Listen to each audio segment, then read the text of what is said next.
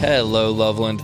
I'm Mike Meldon, and this is your Loveland Weekly Podcast, brought to you by Gina Dubell-Smith, eXp Realty, and Stone Pillars Farm. Today is a special episode for me. You're going to get to hear from an NFL coaching great, Chuck Studley. Now, Chuck has coached in 2 Super Bowls for 2 different teams. He's coached for the Cincinnati Bengals on 2 separate occasions. He was also a UC football coach, as well as other college and pro teams that we're going to hear about today. Now, Chuck is my Aunt Carol's father, and I've been lucky enough to hear his many stories throughout the years at many family gatherings. Josh, the host of the Loveland All Sports Pod, and I sat down with Chuck and his close friend, Bengal great, Tim Krumrie. When I asked Tim to join us for the conversation, he said, "I'd do anything for that man." And you can truly see the friendship they have formed over the years. It's a special thing to witness. So today you will hear Chuck Studley's story.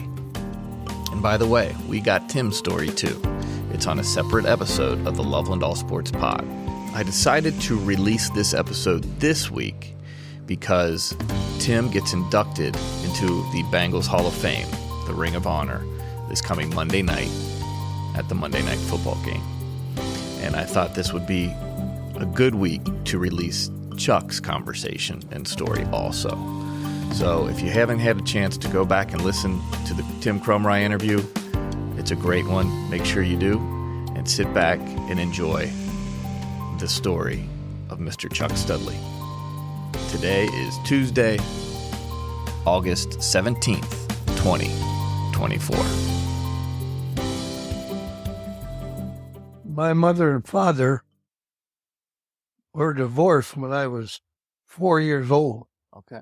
And I had 2 brothers and a sister, and we all went to live with my mother. And she couldn't afford to take us, so she put us in an orphanage. Oh, wow. So when I was 4 years old, I went to an orphanage in Flanagan, Illinois, and spent 4 years of my life there. Wow. But, it was a Christian organization, and I didn't know anything when you're 4 years old, and you don't know what's happened. You don't have a past, really. Sure. So we were well treated. And then my mother remarried, and she took, I guess they had an agreement that my sister would go with my father. So she did, and she lived a separate life. I never saw much of her. And the 3 boys, they lived with their stepfather until he died. Wow. So there were some really good things and some not so good things. Yeah, moving into a guy. Well, holidays meant nothing, because there was no family. Mm-hmm. Any holiday that involved family wasn't much of anything. Right. And I don't know how many times I ran away. This orphanage was in the country, Flanagan, Illinois. And I mean, it was country. You drove off of a gravel road right into the orphanage, which is the way it went. And we never went any place but to church on Sunday. Other than that, there was nothing that we did as a group, as an orphanage. So it was good in that it was Christian, and I got a Christian foundation from it. And they treated us well. And you were the youngest of the 3 boys?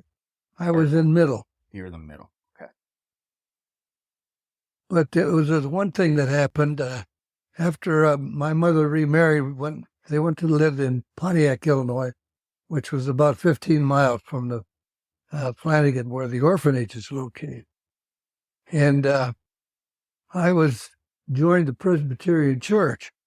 And on Christmas, we went to do a series of carols at the orphanage. Nobody knew that I had been there. Oh. So you go back to visit the... Yeah. Wow. Except there were the people that ran it, Mr. and Mrs. Moser. I was singing in the choir, and after we had sung a few songs. I don't know what they were. She came up, she says, "Don't I know you?" And I said, "You ought to." I remember you. Really, there was nothing unfriendly about the place. Good, because you do hear stories. It was a damn good reason I was there, I guess. Yeah. So then you're growing up. High school? Did you play sports in high school? I played. Well, we had football, basketball, and track, and I participated in all three. I was a good football player, but it was a small town, and we played a small town schedule, so it's difficult to evaluate how good a high school player. But I wanted to play college football, and I wanted to play at Illinois. And my mother and father didn't have the financial means to send me. So I joined the Navy. My senior year in college, I joined the Navy. So senior year of high school. Out of high school. Out of high school, you joined the Navy. Right. And Matt said to make sure that I hear about you were on a submarine. I was, and I volunteered. The submarine is volunteer service. Oh, okay. They just don't come and point you. You go and say, "I want to be a submariner," and then they put you in some spot on a submarine where you eventually you can do that particular chore on a submarine better than anybody else. Right. It's a highly specialized. Well, that's where a submarine is. Just everybody's got their own particular strength. Right. And you were I was a torpedoman. Wow. I don't know what the hell that meant. That meant a badass. Yeah, great. How you say that? I put that. You gotta be careful where you say that nowadays. I don't care. Yeah. I was a torpedoman. And so what year was that? That was right out of high school. I'll try to just put the. I was in there 2 years. So, gotcha. So that would have been 46. So right as World War II was over, Yeah. World War II was over. Gotcha. And how was that time for you while you were in the Navy? Well, it was good for me. Yeah. Because I really enjoyed the Navy. We were at sea most of the time, and it was a special corps. Mm-hmm. How many guys were on the submarine? It varies depending on the type of submarine it is. But Okay. about 80 is normal. 80? Yeah. I would have never guessed that. Would you have guessed that? No, there's some big ones. There's some now that are probably a couple hundred. Yeah. I don't know why. This would have never. So. Well, you have a crew, in essence, that is below water and a crew above water. So I was a torpedoman below, and I was on the after 5-inch, which was a deck gun. Okay. When we were surface. Whereas on a surface ship, that would be two separate crews entirely. Oh, that makes sense. So everybody had something that they could do on a submarine better than anybody else. That was your specialty. Yep. And did you get to see different parts of the world when you did that, or were you traveling a lot? We operated out of the canal zone, the Pacific side of the canal zone. Okay. And we would go out for several weeks and then come back in for a short period of time. How often, I guess it's a silly question, but I never think about stuff. How long were you underwater, like on an average day or a week? In those days, American submarines were battery operated underwater, diesel operated on the surface. Diesels require a lot of fresh air, and there's no fresh air below the surface. So we'd be on our stations at the surface, and that's why I was a torpedoman there too on the surface. And they'd say dive, dive, dive, and then we'd take certain procedures to ready the submarine for underwater running. Then we go down there, and then we operated on battery. Gotcha. And so obviously we were limited because batteries only run so long and then they have to be charged again. Sure. And we had to come to the surface to charge because they were charged by the diesel engines, right. which were run by off of the air.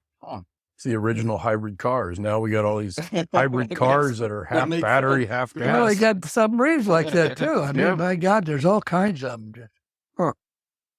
So then you got to do what you But want. I got extra money, so that's one reason I volunteered for submarine duty. Because of the risk.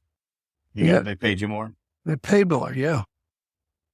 So then you got to do what you wanted to do, which was go to college at Illinois. Well, that's the reason I joined to begin with. So I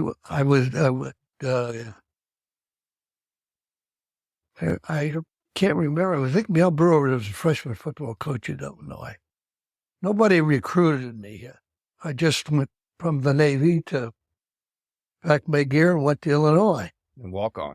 And I went to where the football coaches were housed, office. Mm-hmm. And Mel Brewer was a freshman football coach. So I walked in and I said, who do I see that play football? Which was unusual because most of the time they're out looking to find, well, they want good players. Sure. Don't misunderstand me, but they recruited them. They didn't walk in the door. Right. In many cases. Well, I was 2 years out of the Navy and cut from a small high school. What's to recruit, Right. And in those days, I don't know how it is now, freshmen were ineligible. They didn't know.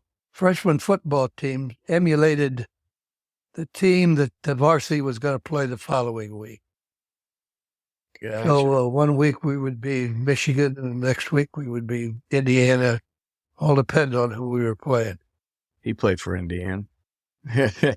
Different time. Well, it's strange. We were, of course, neighbors, but we didn't play Indiana often. Really? Probably didn't want to. Well, I got to throw a zinger there once in a while. Indiana wasn't known for their football, but neither was Illinois. Right. It was Michigan, and the worst of all was Northwestern. I mean, my God, they were bad. Right. And while you were at school, at college, you joined Sigma Chi. Correct. And that's why I'm a Sigma Chi brother, right? I wouldn't say I joined Sigma Chi and that they joined me. There you go. There were several of the varsity players were in Sigma Chi. Okay. And they recruited me. I was living in a rooming house with 8 other guys. It wasn't hard to get out of there. Right. And they had me over for dinner a couple of times, and then they invited me. They paid my bills. It didn't cost me anything. Phenomenal. So what have I got to lose? Why not? Yeah. And it was actually the Sigma Chi was a pretty much athletic fraternity at that time, and they were largely responsible for me joining.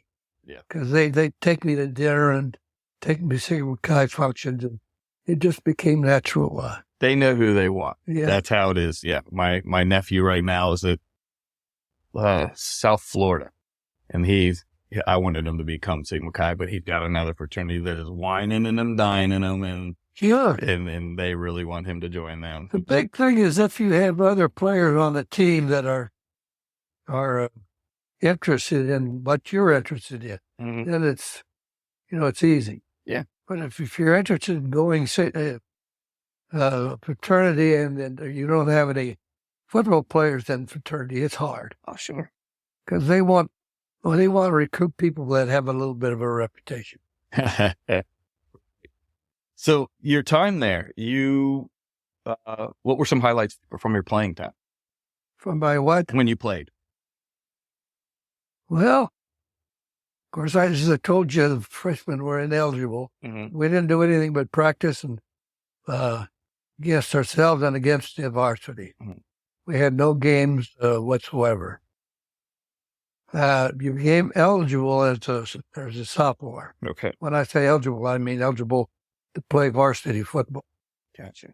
And I was a starter we were on the offense-defense system in those days. We had an offensive team and a defensive team. We practiced separately, everything. I can remember how I made the varsity. I made it in one day. Actually. We had a Marine, I think he was a colonel or major, that helped on the football team, just helped. And I was on this was my sophomore year, and nobody knew who I was. I was down in this corner of the practice field practicing, and the big boys, the rest of them were up there. And one of the managers came down, and he says, Coach Bert Ingerson, who was the offensive line coach, wants to know if you got anybody down here who wants to play football. Well, this colonel turned to me, and he says, I'd go on up there. So they went up there. They showcased me. They put me in at guard right away. I wasn't very big. I was 190 pounds. And even in those days, that was small. But I remember we ran an off-tackle play. He ran a series of play that showcased me. And I ran an off-tackle play where I pulled to the right, turned into the point of attack, and then just, whoever was there. And someone was there, and I got a good block, and Ray was on the ground. Ray Elliott, who was the head football coach, came up to me on the ground. He says, son, what's your name? Nice. And I went from that team down in the corner of the practice field to the starting guard in essence, one play. It's phenomenal. One play. And I started 3 years, which was all you could start. And I was all Big Ten, second team All-American, which was a miracle. Because I wasn't, I went out in the field looking like a high school player, trotting out with the varsity. Mm. But we were undefeated. Oh, wow. My senior year, and went to the Rose Bowl. In those days, there was an agreement that the Big Ten and the Pac-10. Pac-10 had a game in the Rose Bowl at the end of the year. Gotcha. Yes, so and we won that. We won that. We beat Stanford 40-7. Nice. Whoa, 1952 Rose Bowl. Right. Wow. And that was the year that you were on the first team All Big Ten. Same year? These are all, they just can't happen things to me. I never expected it to happen because of my size. Yeah. But boy, I was overjoyed when it did happen. Heck yeah. Well, especially when I was elected captain of the team. That's quite an honor. Mm-hmm. Well, you got 3 guys here that played in the Big Ten, and you never played in the Rose Bowl, right, Tim? No. The only bowl I played in Independence Bowl. That's the only one I played in. Yeah, I played in Independence Bowl as well. So we got that in Right, MVP in that one too. Did you? Yeah. I did not get in. I had a good story about that. Well, evidently, the Big Ten and the Big 12 did not have an agreement. Right. But that being in the Big Ten, that was the ultimate goal, to get to the Rose Bowl, especially back then. Because even when I played in the early 90s, it was still Pac-10 versus Big Ten. Yeah. And now NCAA changed everything up. But they picked players from different schools. Yeah. So why don't you tell us your story about it? That'd be a great spot of your MVP at Independence Bowl? Yeah. It was in Shreveport, Louisiana. Correct me if I'm wrong. Okay, you're right. It was a major rainstorm.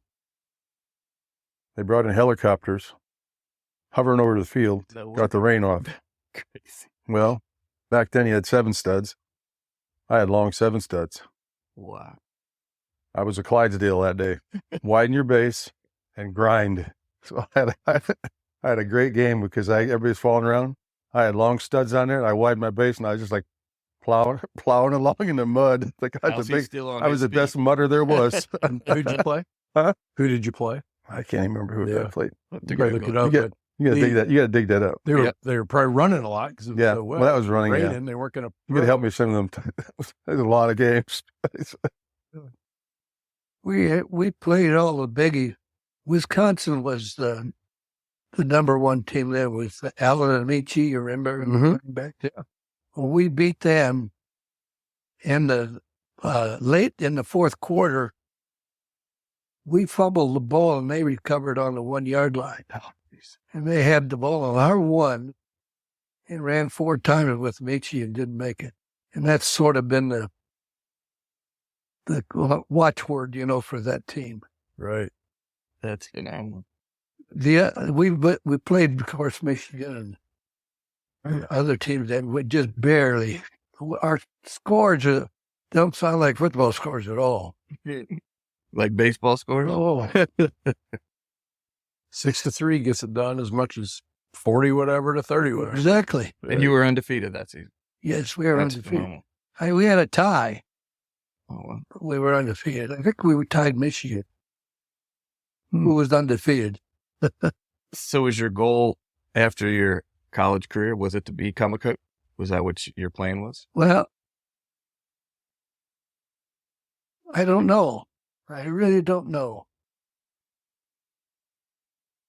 But a guy named Johnson, B.J. Johnson, who was superintendent of schools at Alton, Illinois, Okay. called me and said that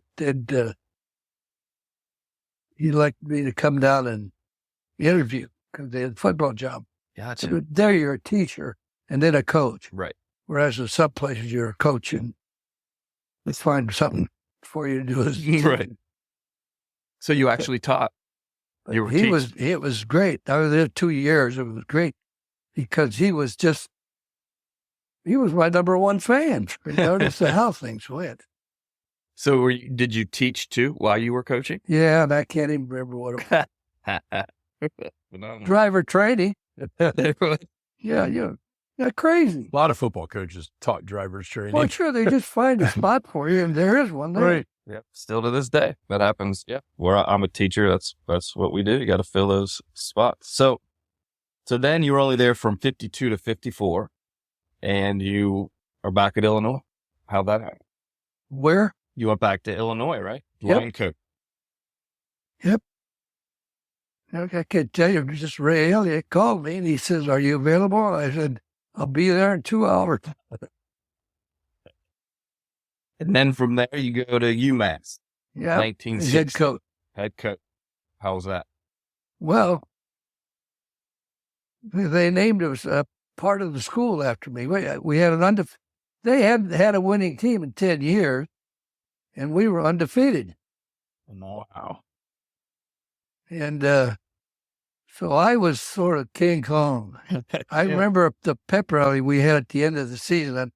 They had the student union type of building, and in the back of it was a huge gathering area with places at the back of the student union for the celebrities, whoever they happen to be. And then the students were down in the area facing them. And they had a pepper, I guess you'd call it, at the end of the season. Man, I thought I was King Kong. Heck yeah. Well, yeah, of course. What do you remember what they named after you? What was no? No, I'll have to Google that. they too. did name something. That's so cool. And then you were there only 1 year, and you came to University of Cincinnati, 1961. Right? Well, how'd that happen? Well, the things happen so fast. Sure. I never spent very much time in one spot. Yeah, I see that. You were on the move. Yeah, a lot of people were phoning me and recruiting me. And the athletic director of Massachusetts was a great guy, Warren McGurk. Huh. And I loved him, and I wanted to stay with him, but I wanted to go to bigger places, Mm-hmm. Well, good coaches never stay. Uh-huh. They always keep going to the next level. That's what they say, anyhow. Yeah. Well, you lived it. You proved it. So you come to UC, and this actually then becomes your forever home. You do move, Well, I was obviously. surprised. I was coaching at UC, and Paul Brown started the Bengals in 1968, 68, 69. 68. And I was at UC then. And he called me and asked if I could come up and visit with him. And I said, sure. Yeah. I had two good football players. I didn't know whether they were capable of playing his level of ball. But so I went up, and he started talking. One was the running back. I forget what the hell the other one was. We started talking, and he says, how'd you like to coach in the pros? And I said, well, I really have never thought about it. I don't know if I'm capable. If I presume that, but the calls were just college kids who had graduated or whatever. So, Right. Oh, gotcha. Yep, So Greg Greg Cook played for you at UC. who was that? Greg Greg Cook. Cook. Oh, yeah. Okay. That's probably the guy that made me. Dude, There you go. Because of Cook. And he would have been one of the best ever, but he had shoulder problems, I think. let me think about it. Yeah, he did. So I think it was a shoulder problem. Yeah. So before you go up to the Bengals, though, you were UC from 61 to Well, 66. I went up to see Paul. I went to his office, which was in the Carew Tower. All right. And we talked about my football team and my players, and I was convinced then that he wanted to get as much information about the players as he could. And then he said, I'm going to hire a coach. How would you like the job? I mean, just all the room. And he called his son in, Mike, and he had they made out of the contract, and I signed the contract. And when I left there, I went home to my wife, and I said, guess what, honey? We're working for the Bengals. That's amazing. You didn't even go in for it. Wasn't an interview. You had no idea. No, I had no idea. And that was 19. I don't know what they were looking for when I assume they could have turned me down for one reason or another, but they did. They hired. And that was 1969. 1969. But let's not skip your UC. Just mention that UC, you were the Missouri Valley Coach of the Year while you were at UC. A couple of times. It was primarily a basketball school. Yeah. As UC will pretend in the years to come. But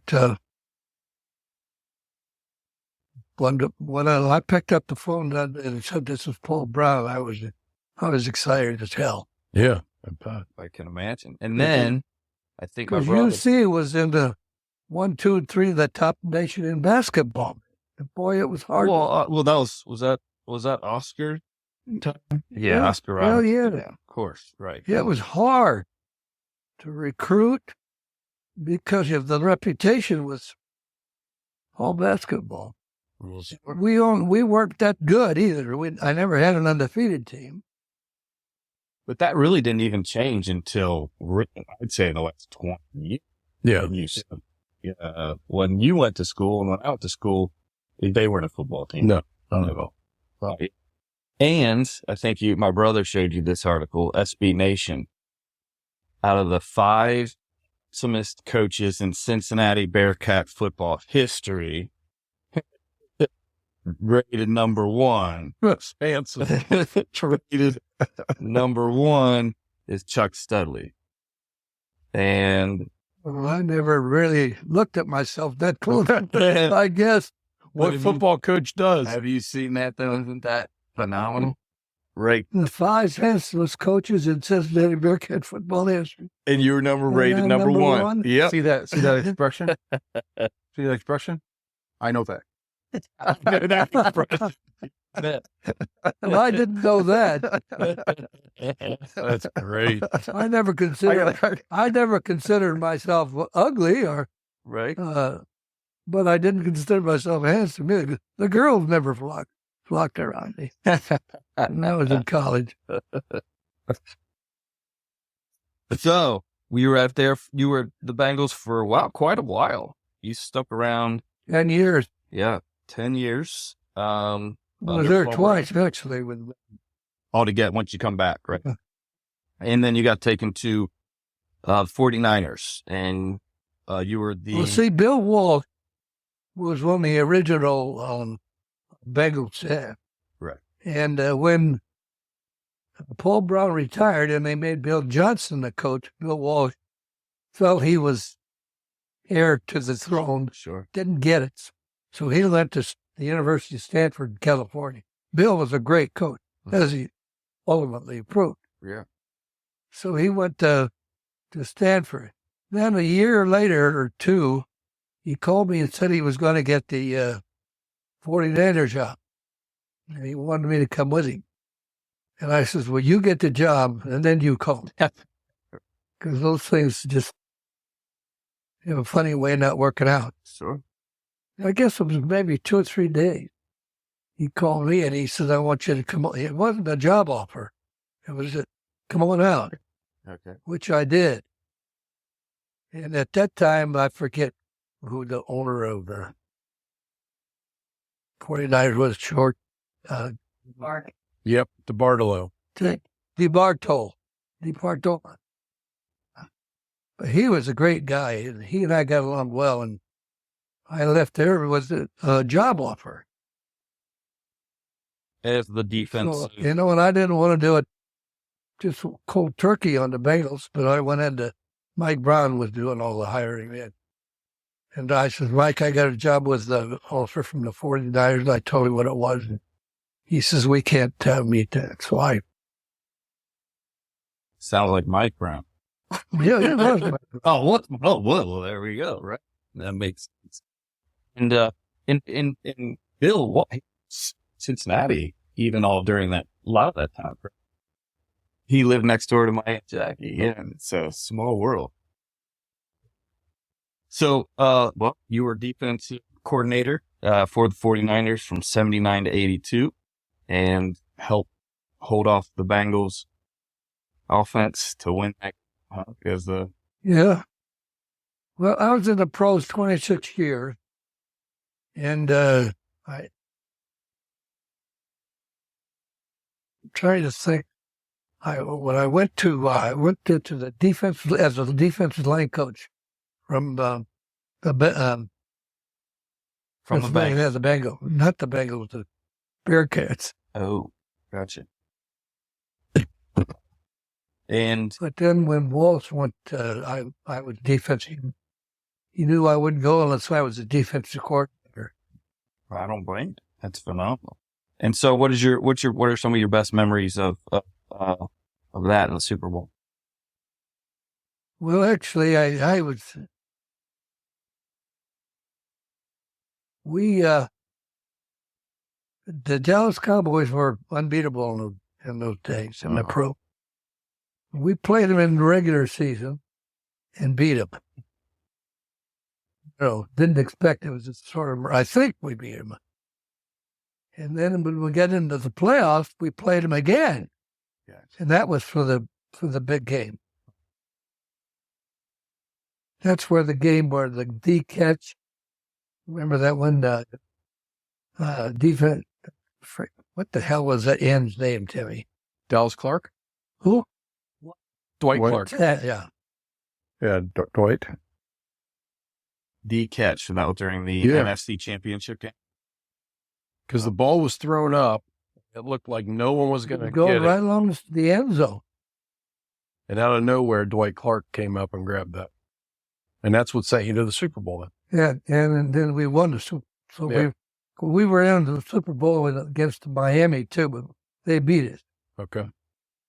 But when you played the Bengals in the Super Bowl. Oh, wait a minute. I was with the Bengals. We got beat by the 49ers. Correct. Then we went to the 49ers and beat the Bengals. Yep. So was that with Bill Walsh and yourself that left Cincinnati to go to the 49ers? Was it pretty cool to beat the Bengals in the Super Bowl because that was our old team? Yeah. There's nothing like winning the Super Bowl. The owner of the team threw a party that you wouldn't believe. Of course, he's quite wealthy, I believe. Yeah. Regardless of the 49ers. I've seen some pretty great photographs Aunt Carol has down in the basement of that Well, whole ride. I wear my losers suit. This is the game against Miami Dolphins, Okay. which we lost, or did we win? We won this game. Yeah, you won that one. That's a winning ring. And I wear the other one, which is, I'm a little concerned about wearing it because this one's attractive enough, but that one is really unusual. I'm a little concerned about wearing it because It stands out. Yeah, I don't know how a woman feels now wearing a big diamond ring. Sure. Somebody just, lift it exactly. That's a If I wear this one, except during Super Bowl weekend, then I wear the championship ring, okay. Yeah. which has 16 diamonds in it. Wow. And they're not little dots either. Yeah. That's great. So then you go off to the Oilers in 1983. You're still defensive coordinator. And you become the interim coach also the same year. Yeah, they fired the head coach, I think it was about 4 games of the season, and made me the head coach. And it seemed like a surprise. Oh, yeah, well, they've been losing, so it was no surprise. And then during that season, when we were so bad, when I was the head coach, we played the Miami Dolphins and lost by 6 points. We played a hell of a game. Don't ask me why. Played a hell of a game. And then when the season was over, I was sitting at my desk at the 49ers, and Don Shula called. He didn't call me. He wanted Bill Wolf to give him a recommendation for our defensive coordinator. And I says, well, we just fired our defensive coordinator and hired me. And he says, well, maybe I can hire you. Huh? See, it's hard hiring people like that, because they're all good coaches and they wouldn't be where they were. So then I left. I left and went to the Dolphins. Yeah, that was 1984. Yeah, that's the year we played the 49ers and got beat. Gotcha. So I'm going back home again. Yeah. It was a wagon train. So how was your time there? How was your time in Miami? Well, Don Shula is a hard coach to work for. Okay. I say that from all the coaches that I work with and for, I'd have to pick him because he wants to put his nose in everything. Mm-hmm. You hire a defensive coordinator, he expect to be good or better than the defensive coordinator. And that's not going to happen. Mm-hmm. Every coach that he hired, he was like that. Micromanaging. Yeah. As long as you win, it's okay. I remember I thought he was going to fire me the one year, and we ended up in the Super Bowl, but we got beat. But you thought I was King Kong. I mean, he was. I don't know how to describe him. It was winner elf, regardless of who you played. And that was when you guys I know you were on the defensive side, but that was with Marino had just come in. Is that correct? Yeah. Well, I remember walking off of the preseason practice with Don, and he was sort of grumpy or so. I said, what are you so down about? He says, I just don't know if we got a quarterback. I said, you got a quarterback. That was Marino's first year. Yeah. So he didn't like him because he hadn't played and hadn't been. He learned to like him real quick. You could obviously. You got anything? But boy, he was like that. If he didn't like you, it was hell. He did. So as a result, I had mixed feelings about him. Sure. I've coached a ton of youth football in my career and other sports. Between my brother and 3 kids, and when Shula's son was the head coach of the Bengals. His son, Chris, was on my brother's youth football team. And it's one of my greatest memories. My stepdad was the head coach. My brother was quarterback and I was assisting. And we played against Harrison. I mean, this is 9-year-old football. And we're playing Harrison. And it went to like 3 overtimes. And Don Shula is in the stand. Oh, wow. Because his son's the head coach here and his grandson's playing. And we ended up winning on a goal line stand. And seeing Don Shula come out of the stands and find my stepdad and shake his hand and say, that's one of the best football games I've ever been a part of. That was pretty neat. Don Shula say that to my stepdad. Yes, he was a part of. Yeah, that was neat. So you were there till 88 and you come back to the Bengals and that's where you two meet. Correct? Well, Tim was there. I didn't recruit Tim. He was there. Right. Fortunately. So what brought you back? That was 89. Probably Paul Brown. He pulled you back. And I wanted to get away from Shula because he was hard to coach for. I mean, everything that you did, he had done better. I know people like that. Yeah. Well, once you go to the big show, it kind of went down a little bit. We lost some players and stuff like that. Sure. But that carryover, and to get the Chuck's jump on Chuck here a little bit. But when Chuck came in and coached me, I had a lot of good coaches over the years, and he had so much experience. He was an easy guy to work for. I worked for as a coach because I pretty much did whatever hell I wanted to do, and Chuck just go do it. And I'm not going to tell you anything different. Just go do it. You have success doing it. And that's how we gain our respect as a coach, as a pretty much a dad to me. Because that was one of those deals that we got a bond now on the field and off the field. But when you develop with certain players, you don't know who they're going to be or what you do have a certain respect. They call it bond. It's respect for certain players, and you don't know what it's going to be or who it's going to be. It just happens because they espouse the many things that you do. You don't have to have the most talent. You work your ass off, but Tim had the talent. We'll get to that point.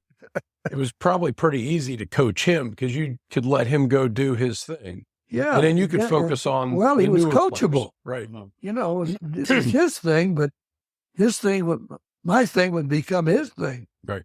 And that's, of course, the way it has to be. Right. You can't have 6 guys playing 6 different ways. They all got to be one way. And it was like having another coach on the field. We're in a good defensive line. Yeah. Even when Timmy and I got separated when I went to Miami.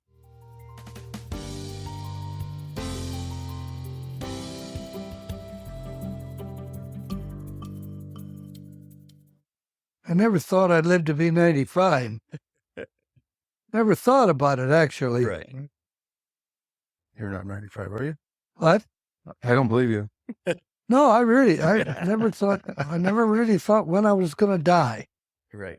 I'm fortunate enough that I don't have any diseases or inheritances, that have cut down on my life. This is my mindset. Pardon? When I wake up, I see the sun, I see light. That's a good day.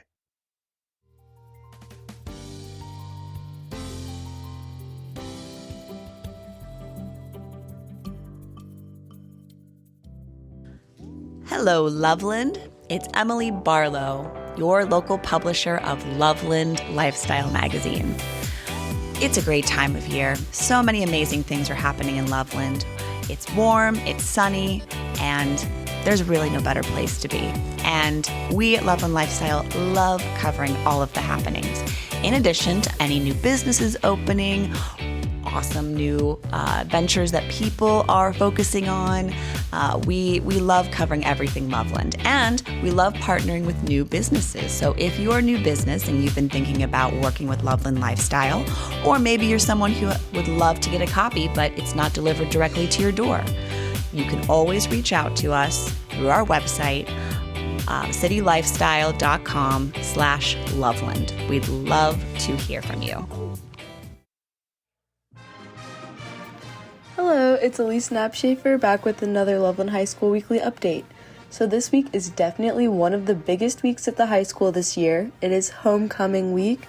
So we have spirit days every day of the week. Monday is PJs versus professional. Tuesday is dress like your favorite teacher. Wednesday is on Wednesdays we wear pink. Thursday is Adam Sandler, and Friday is class colors. We also have activities for every day of the week. So Monday we have Name That Tune at lunch and lawn painting after school. Wednesday, we have Family Feud at lunch. Thursday, after the homecoming parade, we have powder puff and volleyball. Friday, we have the pep rally during school, and then our homecoming game versus Turpin at home. It should be really fun, and we should win, so everyone make sure to be there. And then Saturday is the dance, and since it's on September 21st, it's 70s/disco themed, like the Earth, Wind, and Fire song, September. And then other than homecoming and the big football game, we have other athletic events at home this week. We have one boys soccer game, one girls tennis game, one girls volleyball game, and then girls golf has their ECC championship. So make sure to come support your athletes and student athletes this week at the high school.